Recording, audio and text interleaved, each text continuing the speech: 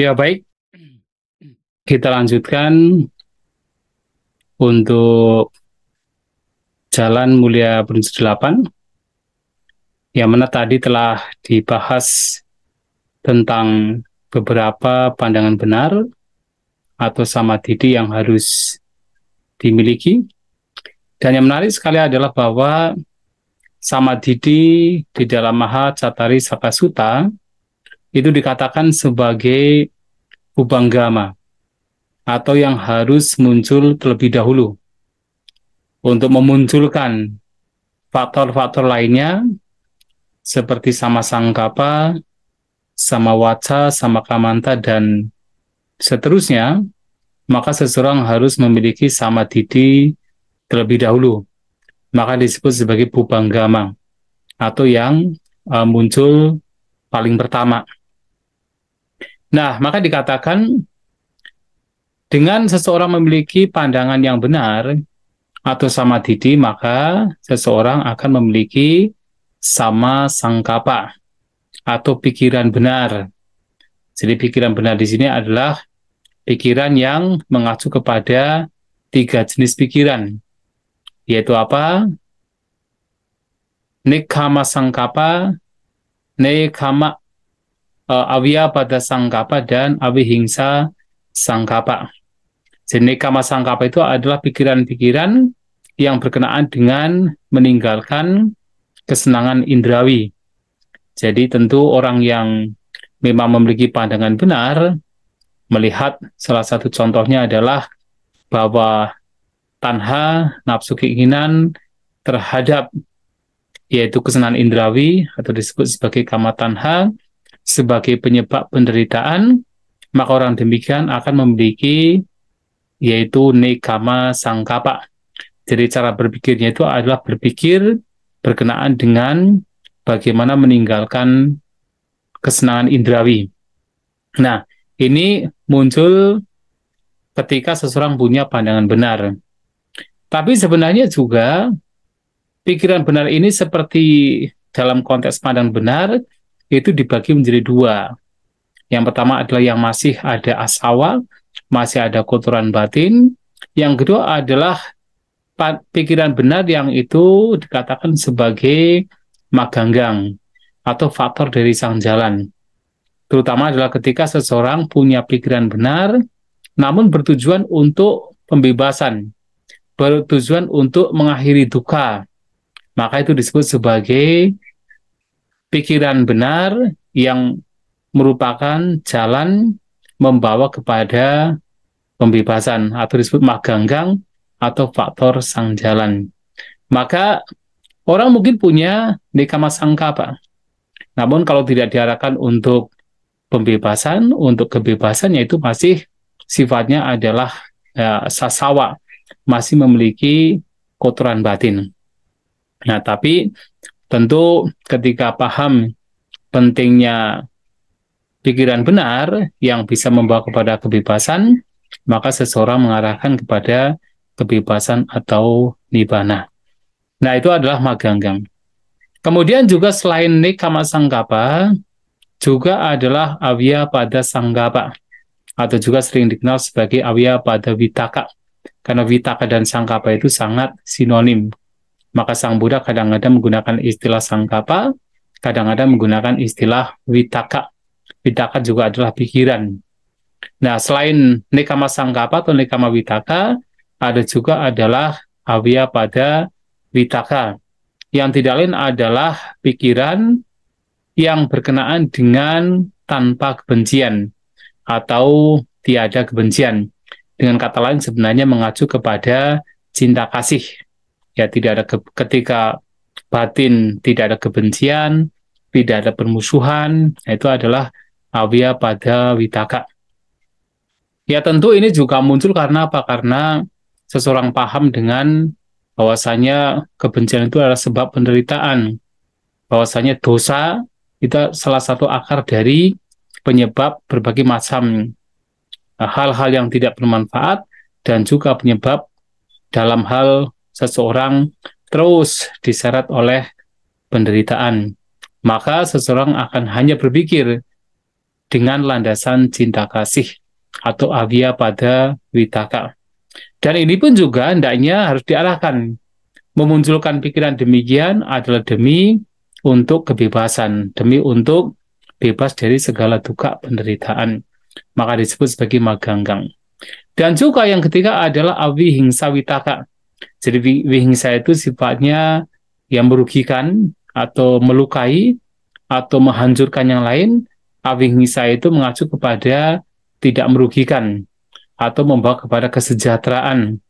Dengan kata lain, pikiran-pikiran yang muncul adalah pikiran yang bebas dari keinginan untuk merugikan yang lain.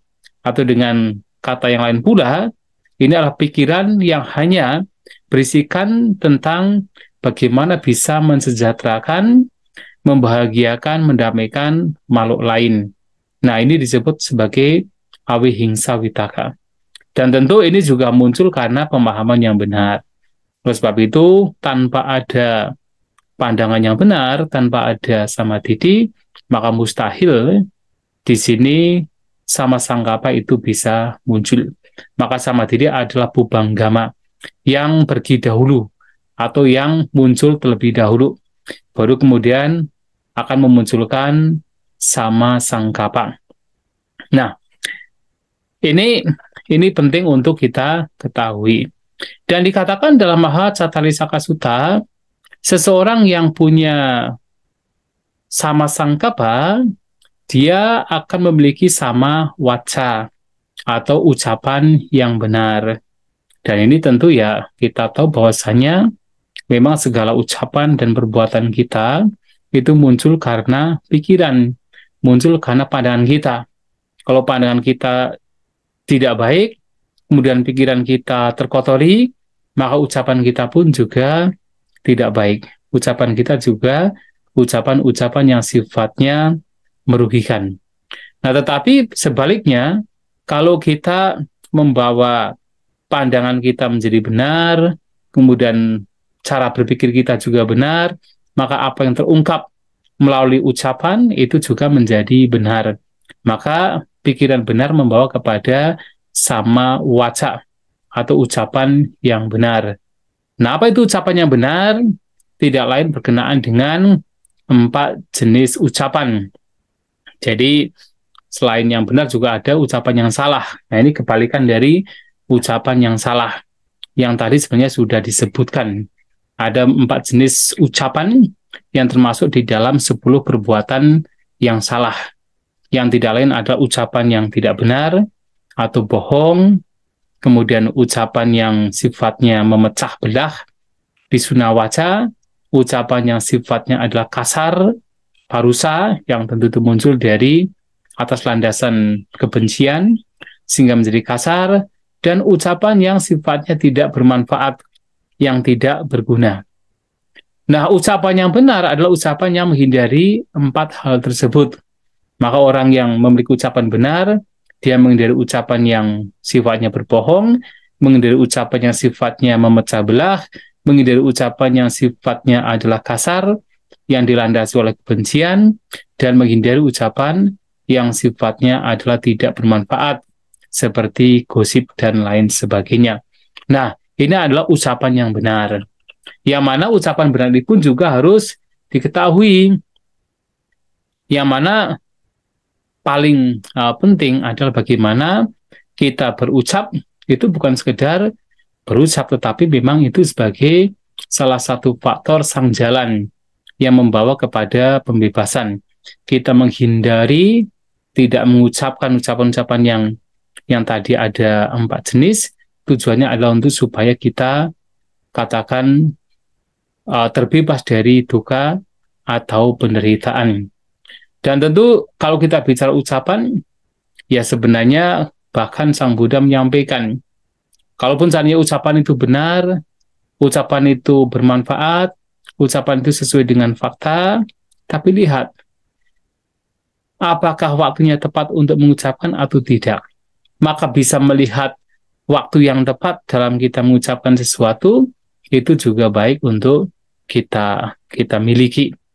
Maka di sini ucapan benar pun juga harus dilihat dari sisi kebijaksanaannya. kapan harus berucap, kapan harus tidak berucap.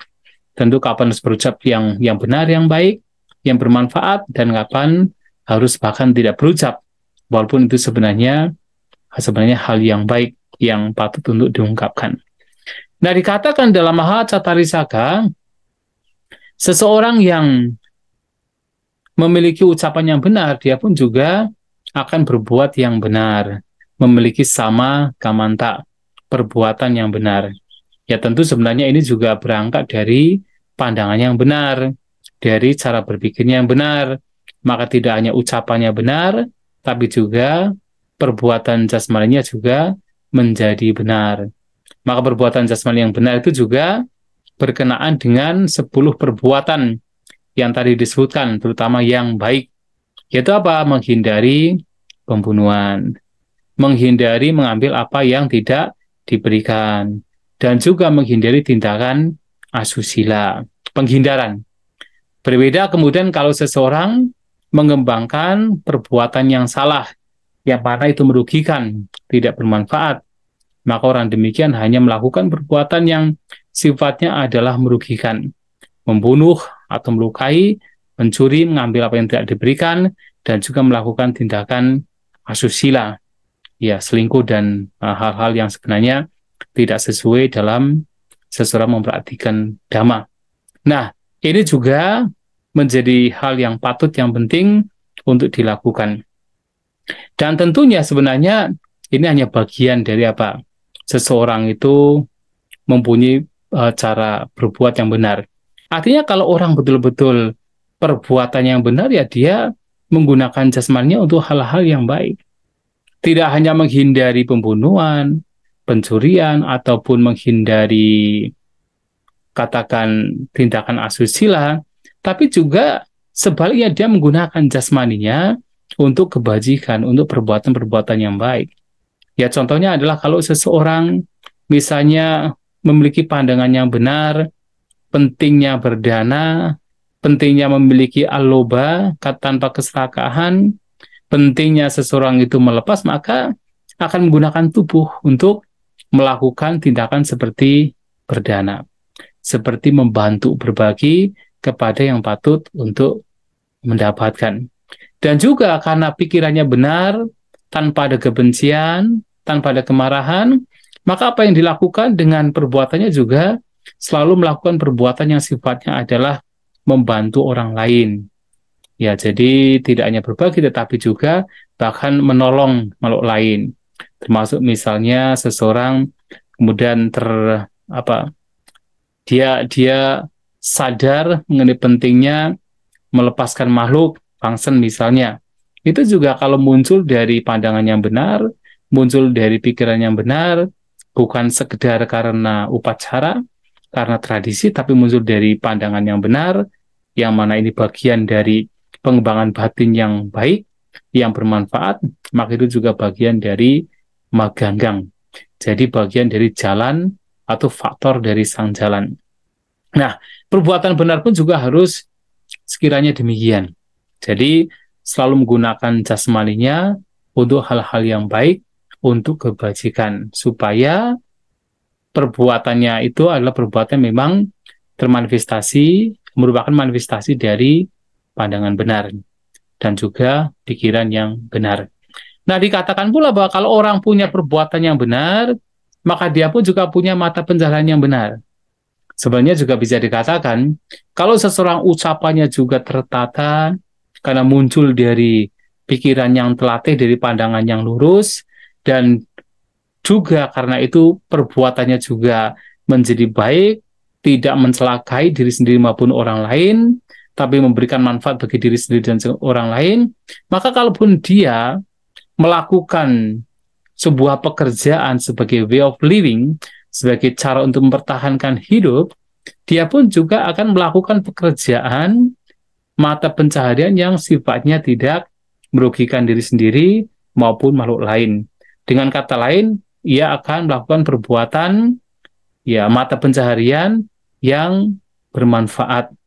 Nah, makanya sebagai contoh kalau mengacu kepada perdagangan misalnya, sebagai salah satu bagian dari mata pencaharian yang sudah ada pada zaman Sang Buddha sampai sekarang, maka contohnya adalah 5 bentuk perdagangan yang baik untuk seseorang menghindari. Ketika sudah memahami ajaran Buddha, 5 jenis perdagangan ini juga baik untuk dihindari, yaitu seperti berdagang racun, yang itu tujuannya adalah untuk melukai, membunuh makhluk lain. Kemudian yang kedua adalah berdagang senjata, tapi khusus senjata yang memang tujuannya adalah untuk melukai, menghancurkan kehidupan makhluk lain. Kalau senjata perkakas lain yang digunakan untuk bekerja bukan sebagai pembunuh, yaitu tidak masalah. Kemudian juga berdagang minum-minuman keras. Itu juga dalam ajaran Buddha, itu tidak baik karena dampak dari berdagang itu, minuman keras juga membawa kepada lemahnya kesadaran. Dan juga seseorang berdagang, sebenarnya di sini ada istilah mangsa wanija, berdagang daging.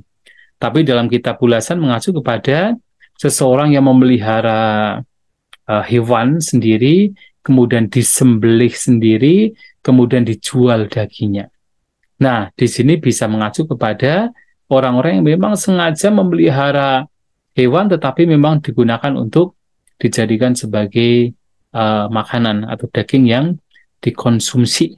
Itu juga dalam ajaran Buddha tidak diperkenankan, karena itu berhubungan dengan menghancurkan kehidupan makhluk lain. Kemudian juga adalah berdagang manusia. Di sini mengacu pada berdagang seperti pelacuran, perbudakan. Mungkin kalau zaman sekarang ada juga yang modelnya ada orang-orang diculik, orang jalanan diculik, kemudian diambil bagian dari tubuhnya. Mungkin diambil matanya, ambil livernya, ginjalnya, dan sebagainya. Kemudian orangnya juga dicampakkan begitu saja, dibunuh. Itu tentu juga tidak sesuai dalam konteks mata pencaharian yang benar. Dan tentunya kalau orang itu punya pandangan yang benar, punya cara berpikir yang benar, ya dia tidak mungkin akan kemudian melakukan cara hidup mata pencaharian yang tidak sesuai dengan dhamma. Dan tentunya kalau ucapannya benar, maka tidak mungkin orang demikian untuk mendapatkan kehidupan melakukannya dengan cara berbohong, dengan cara memecah belah, tidak akan demikian. Karena dia perbuatan jasmaninya juga memang sudah perfect, sudah baik, sudah benar, maka tidak mungkin seseorang kemudian melakukan pekerjaan yang sifatnya merugikan makhluk lain. Maka dari ucapan perbuatan jasmani membawa kepada mata pencaharian yang benar.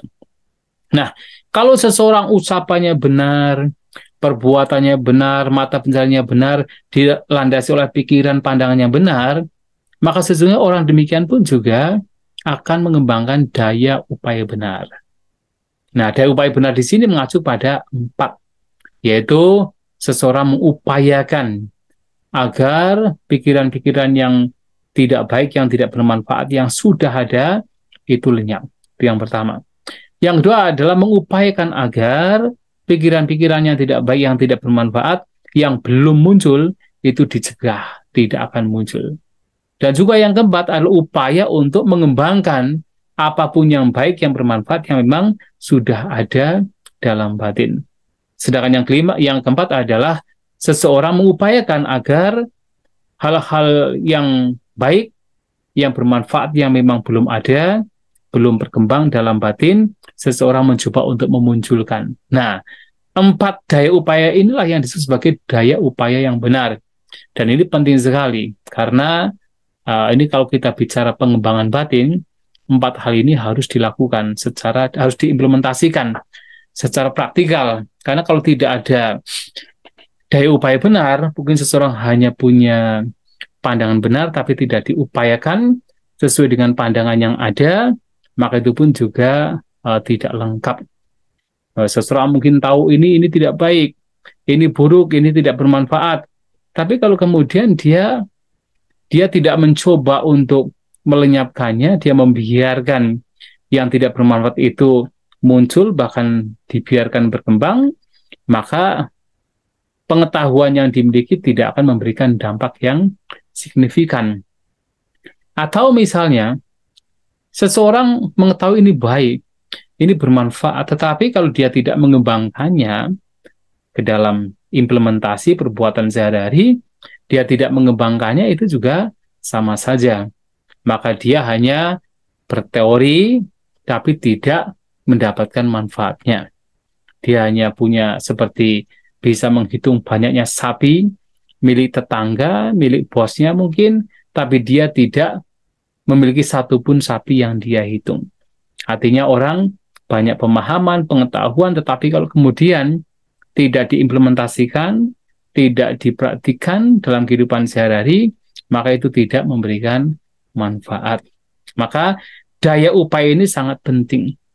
Kemudian kalau orang punya daya upaya benar, menjadi concern dengan dirinya sendiri, menjadi lebih fokus dengan dirinya sendiri, seseorang kemudian tidak katakan suka mencari kambing hitam di luar, karena dia setiap kali ada masalah, ada pengalaman, suka melihat ke dalam hatinya, mana yang tidak baik yang harus dilenyapkan, mana yang baik yang harus dikembangkan. Maka orang demikian sebenarnya orang yang hidup berperhatian, orang yang memiliki sati perhatian. Maka sati di sini memang ada sati perhatian terhadap jasmani, kayunupasana.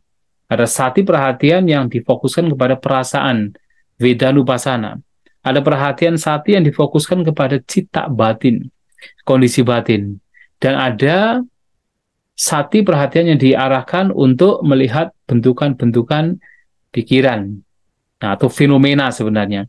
Nah, 4 jenis perhatian di sini akan muncul kalau seseorang betul-betul mengarahkan hidupnya untuk melihat ke dalam batinnya, untuk senantiasa fokus, senantiasa concern, mengembangkan apa yang sudah ada yang baik dalam batinnya, memunculkan apa yang baik yang belum muncul, dan melenyapkan apapun yang buruk yang memang sudah ada dalam batin, dan mencegah agar pikiran buruk yang belum ada jangan muncul.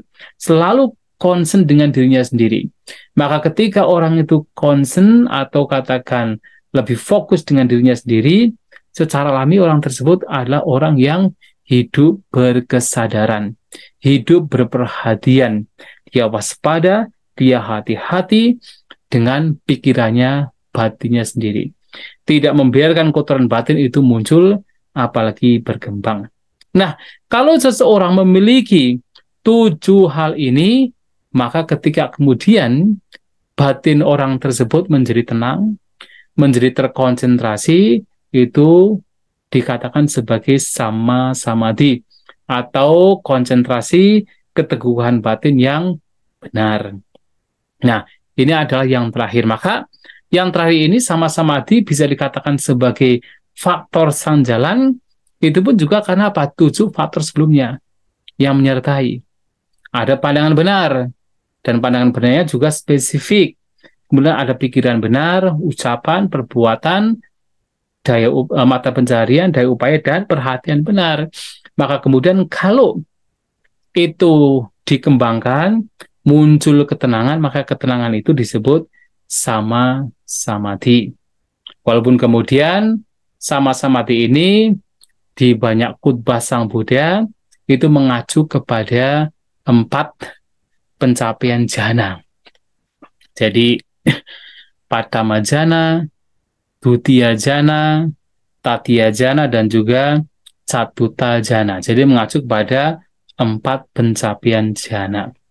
Maka artinya sama samadhi ini adalah mengacu yang pertama, jhana pertama, yang itu mengacu kepada kondisi batin yang bebas dari utamanya kesenangan indrawi. Makanya ini penting, kenapa? Karena bahkan di awal sekali ketika seseorang itu mempunyai pandangan benar, maka cara berpikirnya pun juga diarahkan untuk apa? Berpikir tentang nikama, berpikir tentang bagaimana meninggalkan kesenangan indrawi. Dan ini akan merujuk, akan katakan merujuk atau mengerucut pada kondisi batin di mana batin itu menjadi terkonsentrasi, menjadi teguh, menjadi super tenang karena bebas dari kesenangan indrawi. Apapun itu berkenaan dengan pikiran atau berkenaan dengan persepsi, apapun itu tidak mengganggu batin orang tersebut yang mencapai jana pertama ini. Maka jana pertama ini dikatakan sebagai wiwi cewa kamehi, wiwi cak kamehi, wiwi cewa aku salehi damehi. Orang demikian batinnya itu terasing atau lengang atau absen dari kama, hal-hal yang berkenaan dengan kesenangan indrawi.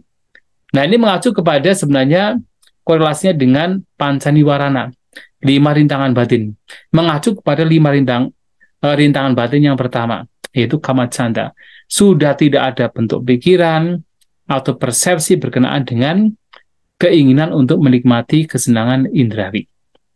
Nah, kemudian wiwi cewa aku salehi damehi, dan juga terasing lengang dari apa? Aku salah dama.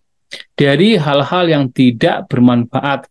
Ini mengacu utamanya kepada 4 bentuk pikiran yang tidak bermanfaat, yaitu 4 di antara 5 rintangan batin. Jadi selain yaitu tadi yang pertama adalah kama canda, yang adalah disebutkan sebagai wiwi cak kamehi. Nah, itu adalah bagaimana terbebas dari kesenangan indrawi. Sedangkan aku salah dhamma ini mengacu pada 4. Wiyapada, kebencian, tinamida, ngantuk dan malas, udaca kukuca, kegelisahan, khawatir, dan juga yang kelima, wicikica, adalah keraguan-raguan. Nah, ini akan lenyap pada saat seseorang mencapai jana pertama. Tapi karena pada waktu itu masih ada yaitu vitaka dan wicara, ya, maka ada muncul kegiuran, muncul kebahagiaan, tapi kegiuran dan kebahagiaan yang muncul karena viveka. Jadi vivekajang, sawitakang, sawicarang, vivekajang, piti sukang, padamajanang, upasambaja, viharati. Maka orang demikian masih memiliki vitaka dan wicara, dan memperoleh kegiuran dan kebahagiaan yang muncul karena viveka, muncul karena keterasingan, kelengangan batin dari 5 rintangan batin. Maka sesungguhnya syarat untuk bisa mencapai jana itu adalah 5 rintangan batin harus lenyap. Jadi bukan sekadar seseorang mendapatkan diminta tertentu tanpa kemudian 5 rintangan batin itu lenyap, tapi syarat yang paling mutlak adalah 5 rintangan batin itu harus lenyap. Nah, setelah mencapai jana pertama bisa dikembangkan mencapai jana kedua sebagai bagian dari sama samadhi, yaitu di mana dalam jana kedua di sana vitaka dan wicara sudah tidak ada. Nah, sehingga karena vitaka dan wicara tidak ada, maka secara internal ikut di bawang ajatang, ikut di bawang secara internal itu menjadi betul-betul menyatu. Dan juga kalau tadi adalah vivekajang piti sukang, nah di sini dalam jana kedua sudah tidak vivekajang tetapi samadhijang. Samadhijang piti sukang. Ada kegiuran, ada juga kebahagiaan, tetapi itu muncul dari samadhi. Apakah di jana pertama tidak ada samadhi? Ya ada. Makanya masih disebut sebagai sama samadhi. Dalam jana pertama pun juga ada samadhi. Tapi samadhi akan menjadi lebih halus lagi, lebih sempurna lagi, ketika kemudian vitaka dan wicara itu tidak ada. Nah, vitaka dan wicara tidak ada pada jana kedua. Maka tidak hanya sekedar yaitu kegiuran, kebahagiaan yang muncul karena batin lengang dari 5 rintangan batin, tapi di sini bahkan muncul karena apa? Muncul karena konsentrasi, ketenangan, keteguhan batin yang memang muncul karena vitaka dan wicara itu tidak ada. Maka bentuk pikiran atau pikiran yang berusaha mempertahankan objek sudah tidak ada. Sehingga karena tidak ada bentuk pikiran yang muncul, maka betul-betul batin menjadi refining, menjadi betul-betul tenang, dan disitulah disebut samadhijang. Ada kegiuran, kebahagiaan yang muncul karena samadhi, muncul karena konsentrasi, bebas dari vitaka dan wicara.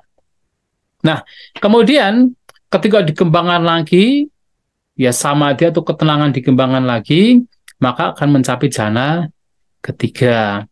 Yang mana dalam jana ketiga, Pitya Wiraga. Seseorang sudah membebaskan diri dari piti, jadi kegiuran. Tapi masih ada suka. Pitaka wicara jelas sudah tidak ada. 5 rintangan batin itu jelas-jelas tidak ada. Tapi kemudian bahkan piti, kegiuran itu tidak ada. Nah, disinilah seseorang memiliki sati perhatian, keseimbangan batin yang semakin berkembang. Nah, tetapi pertanyaannya adalah apakah di jana pertama kedua tidak ada sati, tidak ada UPK? Ya ada. Harus ada perhatian. Kalau tidak ada perhatian, bagaimana seseorang terus membawa batinnya ke saat ini dan sekarang bersama dengan objek meditasi? Kalau tidak ada perhatian, maka batin akan berkeliaran. Karena ada perhatian, maka batin dibawa ke sini dan sekarang. Tapi kemudian perhatian akan semakin berkembang, semakin jernih pada jana ketiga. Ya, kemudian keseimbangan batin pun juga akan semakin berkembang. Nah, sehingga dalam jana ketiga juga disebut sebagai satu kaku satu sukawihari. Jadi seseorang berdiam dalam kebahagiaan dengan batin yang tenang dan batin yang penuh perhatian. Tapi kemudian akan berkembang lagi. Suka kebahagiaan yang tadinya itu menjadi hal yang baik pada jana pertama, kedua, dan ketiga. Nah, untuk mencapai pencapaian ketenangan yang lebih dalam lagi, bahkan kebahagiaan itu sendiri, itu merupakan rintangan. Maka suka yang muncul dalam jana 1, 2, 3, itu pun juga harus dilenyapkan. Nah, baru kemudian ketika itu lenyap, maka betul-betul, yaitu keseimbangan batin dan juga sati, itu menjadi murni sekali, menjadi sangat jernih sekali. Maka dalam jana keempat dikatakan upeka sati parisuding. Jadi bentuk pikiran tentang tidak hanya pikiran tetapi apapun kondisi yang sifatnya adalah somanasa, domanasa, menyenangkan tidak menyenangkan sudah betul-betul lenyap. Nah, batin menjadi super tenang, super seimbang dengan penuh perhatian sampai dikatakan sebagai upeka sati parisuding yang memiliki keseimbangan batin dan sati perhatian yang betul-betul parisudi atau betul-betul yaitu jernih, betul-betul murni. Dan karena keseimbangan batin yang sedemikian rupa itulah, maka bahkan dalam kitab ulasan dijelaskan yang mencapai jana keempat, bahkan nafas pun juga sudah tidak ada. Seseorang sudah tidak bernafas lagi. Nah, pencapaian jana ini 1, 2, 3, 4 itu biasanya dikorelasikan dengan sama samadhi. Tapi ingat, sama samadhi ini, katakan pencapaian jana yang dikatakan sebagai sama yang benar, itu juga harus muncul karena disertai 7 faktor lainnya. Jadi karena ada pandangan benar dan seterusnya sampai sama sati perhatian benar, maka kemudian memunculkan sama samadhi. Nah, kalau kemudian orang berangkat bukan dari pandangan benar yang dimaksud oleh Sang Buddha, maka kalaupun seseorang punya samadhi, punya ketenangan, mungkin mencapai jana, itu pun bisa membawa kepada pandangan salah.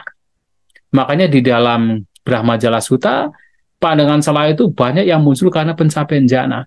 Dari jana pertama sampai newasanya nasanya tanang, itu ada semua di dalam 62 pandangan salah di dalam Brahmajala Sutta.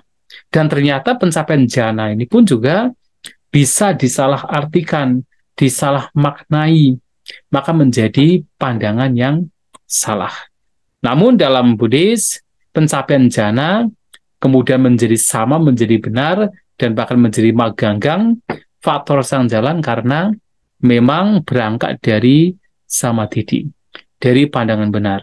Dari pandangan benar, maka membawa kepada pikiran benar, membawa kepada ucapan benar, perbuatan benar, mata pencarian benar, daya upaya, sati perhatian yang benar, sehingga batin menjadi tenang, terkonsentrasi, teguh, masuk ke dalam jana pertama, 2, 3, atau 4, itulah yang disebut sebagai sama samadhi, atau konsentrasi yang benar.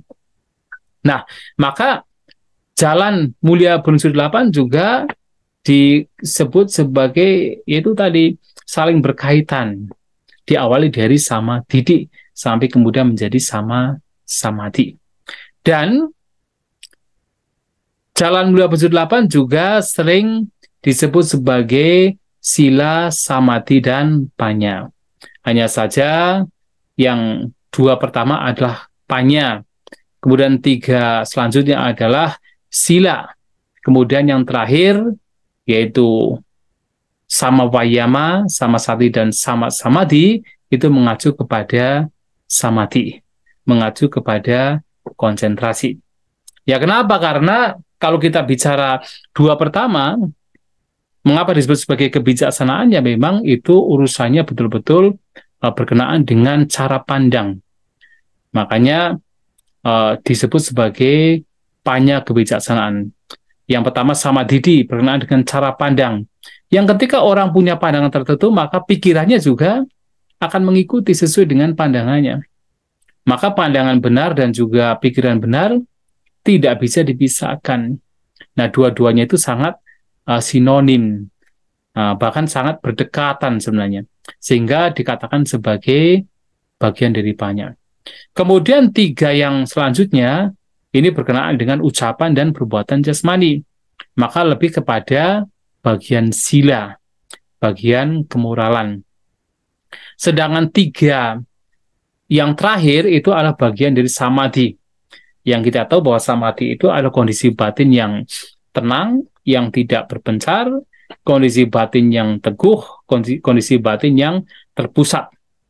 Jadi samadhi itu didefinisikan sebagai kondisi batin cittasa. Jadi cittasa ekagato. Ya, jadi kondisi batin yang terpusat. Kemudian cittasa awisarahu, kondisi batin yang tidak berpencar. Kemudian cittasa dito, kondisi batin yang kokoh. Nah, kemudian juga diterjemahkan, didefinisikan sebagai samato, atau kondisi batin yang tenang. Nah, untuk mencapai kondisi batin yang demikian, sati dan daya upaya itu tidak bisa dipisahkan. Ketiganya itu harus saling membantu. Maka dikatakan, diberikan sebuah perumpamaan. Diumpamakan bahwasanya, misalnya ada seseorang yang ingin memetik buah dari sebuah pohon. Tangannya itu mengarah kepada buah untuk dipetik, tapi kemudian tidak sampai. Maka kemudian ada satu orang yang dia ini membantu agar orang tersebut bisa memetik buah yang ada di pohon. Maka dia panggul, dan ketika dipanggul tangannya berusaha memetik buah yang ada di pohon. Tapi kemudian masih goyang, tidak steady, tidak katakan kuat, masih goyang itu. Maka kemudian ada satu orang lain yang kemudian membantu untuk menjadi pijakan juga bagi orang yang akan memetik buah tersebut. Nah, sehingga menjadi steady atau menjadi kokoh, tidak goyang lagi. Dan dia bisa mengarahkan tangannya untuk memetik buah. Nah, di sini tiga ini sebenarnya perumpamaan dari bahwa orang yang memetik buah itu tidak lain adalah samadhi. Karena samadhi itu mengacu kepada bagaimana batin ini menjadi fokus terhadap objek. Batin ini menjadi tidak berpencar. Batin ini menjadi teguh terhadap objek. Nah, tapi kemudian hanya mengarahkan yaitu samadhi nggak bisa. Maka apa? Harus ada daya upaya yang membantu supaya samadhi ini betul-betul mengarah kepada objek yang dituju. Maka harus ada upaya untuk mengarahkan batin terhadap objek yang dituju. Tapi kemudian tidak cukup, walaupun ada upaya, walaupun ada yaitu samadhi, kalau tidak ada sati, tidak ada perhatian, maka kalau tidak ada kewaspadaan, maka seseorang menjadi apa? Menjadi trembling atau menjadi goyah, tidak kokoh. Maka kewaspadaan, perhatian yang adalah sati itu membantu seseorang untuk betul-betul steady, betul-betul bisa diam, bisa kokoh di tempatnya. Nah, sehingga daya upaya dan samadhi yang dikembangkan itu akan terarah dengan baik. Maka tiga ini tidak bisa dipisahkan, sehingga dikatakan sebagai samadhi. Nah, kemudian juga menarik, karena dalam Mahacatarissaka Sutta, ternyata dikatakan bahwa pengembangan batin itu tidak lepas dari tiga hal. Tidak lepas dari tiga hal dalam jalan mulia berunsur 8. Adalah pandangan benar, daya upaya benar, dan perhatian yang benar. Mengapa demikian? Karena seperti tadi, kalau seseorang punya pemahaman tentang ini baik, ini tidak baik, ini bermanfaat, ini merugikan. Namun kalau kemudian dia tidak mengupayakan untuk bagaimana agar yang baik-baik ini berkembang, yang buruk-buruk ini berkurang, ya di situ tidak akan ada pengembangan batin. Maka seseorang harus ada upaya. Selain punya pandangan benar, dia harus punya upaya. Misalnya, pandangan benar di sini mengacu kepada ucapan yang benar. Ketika orang tahu, oh ini adalah 4 ucapan ini salah, berbohong, memecah belah, ucapan kasar, dan ucapan yang tidak bermanfaat. Ini tidak baik. Ini tidak bermanfaat. Sementara menghindari 4 jenis ucapan adalah baik. Maka seseorang harus apa? Harus punya upaya. Setiap kali misalnya mau berucap yang buruk, langsung dicegah. Tidak dilanjutkan. Setiap kali seseorang sedang melakukan perbuatan atau ucapan yang buruk, langsung berhenti. Tidak kemudian dilanjutkan. Setiap kali akan melakukan ucapan yang tidak bermanfaat, dia mengupayakan untuk tidak melanjutkan. Artinya tidak melakukan. Nah, dengan upaya demikian. Tetapi, walaupun sudah punya niat berupaya untuk mencegah atau menyetop ucapan-ucapan yang tidak baik, dan berupaya untuk punya niat untuk mengembangkan ucapan yang baik, tapi kalau tidak ada perhatian juga tidak lengkap. Karena apa? Justru dengan adanya perhatian, seseorang akan sadar setiap saat. Sadar bahwasanya ketika belum berucap, wah ini adalah ucapan yang tidak baik. Diketahui dengan adanya sati, perhatian, maka seseorang akan paham, oh ini adalah ucapan yang nanti kalau saya ucapkan ini tidak baik. Maka kemudian harus ketika tahu itu, ada perhatian dan karena disertai kebijaksanaan atau pandangan benar, maka kemudian seseorang berupaya, oh ini tidak baik, maka jangan diucapkan. Tetapi kemudian ketika dia mengucapkan, dia pun juga tahu, dia sadar. Karena dia punya sati, punya perhatian, maka dia sadar, oh ini adalah ucapan yang baik. Ini bermanfaat, maka baik untuk kemudian diupayakan, diucapkan, dikembangkan. Atau ketika sedang mengucapkan ucapan, kalau orang tidak punya perhatian, apakah itu baik atau tidak baik, akan lanjut. Tapi kalau orang punya perhatian, maka dia akan tahu, oh, ini ucapan yang tidak baik, ini menyakitkan. Maka bahkan di saat itu pula, dia tidak melanjutkan ucapannya. Dia berhenti. Karena tahu itu tidak baik. Dan dia bisa demikian karena ada perhatian. Ada perhatian sehingga kemunculan dari ucapan yang tidak baik diketahui dan kemudian diupayakan dengan daya upaya benar untuk kemudian tidak dilanjutkan. Termasuk ketika ada ucapan yang benar, ya dia tahu dan dia melanjutkan. Bahkan ketika kemudian sudah telanjur diucapkan, karena dia ada perhatian, maka dia kemudian akan tersadar, oh iya, tadi tidak baik. Tadi saya mengucapkan kata-kata yang kasar, yang tidak berguna, yang bukan dilandasi oleh cinta kasih. Maka kemudian, karena ada perhatian demikian dan dia tahu, maka ada upaya dengan tekad. Pokoknya nanti ke depannya saya tidak akan mengucapkan kata-kata yang kasar lagi, yang tidak berguna lagi, yang tidak baik. Nah, ini juga bagaimana daya upaya benar, pandangan benar, dan juga yaitu perhatiannya benar, ini akan selalu bersama-sama dan tidak terpisahkan. Maka ketika 3 ini berhubungan dengan ucapan benar, maka 4 ini tidak terpisahkan. Kemudian kalau tiga ini berhubungan dengan karma, dengan perbuatan, ya sama kamanta, perbuatan, maka tiga ditambah kama samanta tidak bisa terpisahkan. Untuk bisa senantiasa sadar dengan perbuatan jasmaninya yang baik atau tidak baik, kemudian ada upaya untuk melakukan yang baik dan melenyapkan yang tidak baik atas dasar pandangan benar, maka empat ini tidak bisa dipisahkan. Termasuk adalah bahkan ketika berbicara pikiran yang benar. Orang yang punya pikiran, oh ini adalah Nekkhamma Vitakka, Avyapada Vitakka, dan Avihingsa Vitakka, ini adalah pikiran benar. Kemudian, oh ini adalah pikiran yang salah, Kama Vitakka, Vyapada Vitakka, Vihingsa Vitakka, pikiran tentang kesenangan indrawi, tentang kebencian, tentang keinginan untuk merugikan yang lain. Ini adalah salah. Itu semua diketahui. Kenapa itu kemudian dipahami sebagai benar, sebagai tidak benar, itu karena seseorang punya pandangan yang benar, sama Didi.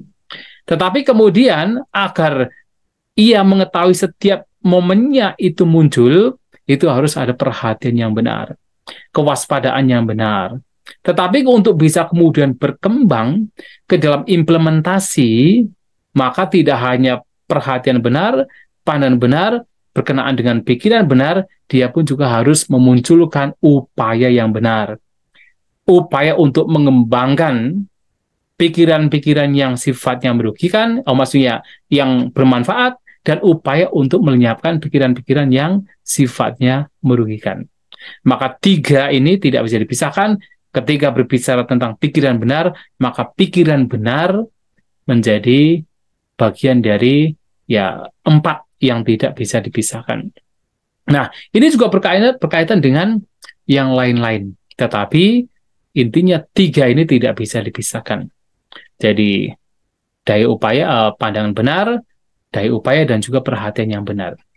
Bahkan kalau mungkin Aoso membaca Mahasatipadana Sutta, ketika seseorang itu berusaha untuk mengembangkan perhatian terhadap objek, apakah terhadap kaya jasmani, atau terhadap perasaan vedana, cita batin, atau bentukan-bentukan pikiran atau fenomena, Dhammanupassana pun juga di sana ada empat yang harus dimunculkan.